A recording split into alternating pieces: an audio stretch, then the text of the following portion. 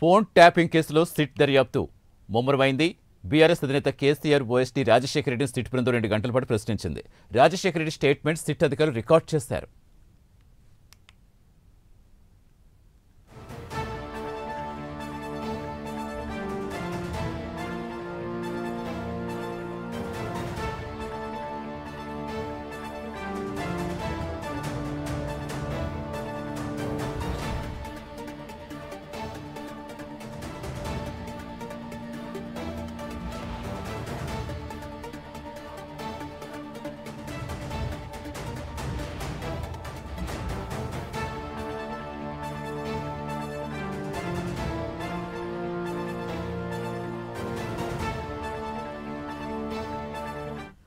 Phone tapping కేసులో SIT దర్యాప్తు ముమ్మరం చేస్తుంది.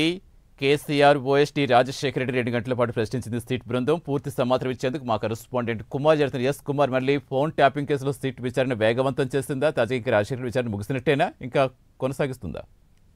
Thank you Satish. తెలంగాణలోనే సంచలనం సృష్టించిన ఫోన్ ట్యాపింగ్ కేసులో సిట్ విచారణ మరొకసారి ఒక కీలకంగా మారనుంది. ముఖ్యంగా కేసీఆర్ ఓఎస్డీ అయిన రాజశేఖర్ రెడ్డిని ఈ రోజు సిట్ అధికారులు అయితే ప్రశ్నిస్తున్నారు. ముఖ్యంగా రాజశేఖర్ రెడ్డి స్టేట్మెంట్ కూడా రికార్డ్ చేస్తారు.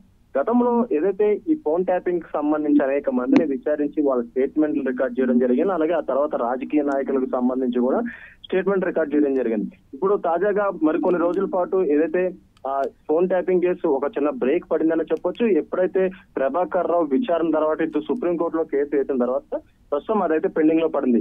తిరిగి మరొకసారి సిట్ అధికారులు ఇప్పుడు విచారణ అయితే ప్రారంభించారని చెప్పొచ్చు. కేసీఆర్ ఓఎస్డీగా ఉన్న ముఖ్యమైన వ్యక్తి రాజశేఖర్ రెడ్డిని ప్రస్తుతం సిట్ అధికారులు అయితే ప్రశ్నించారు. ముఖ్యంగా 3 గంటల పాటు ఆయన అయితే పూర్తిగా విచారించారు.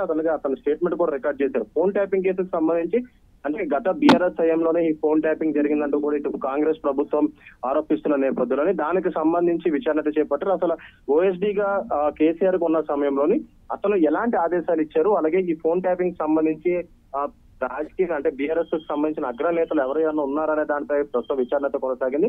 అలాగే రాజశేఖర రెడ్డికి ఇచ్చిన స్టేట్మెంట్ మొత్తం కూడా సిట్ అధికారులు అయితే రికార్డ్ చేయడం జరిగింది. Satish, right, thank you Kumar.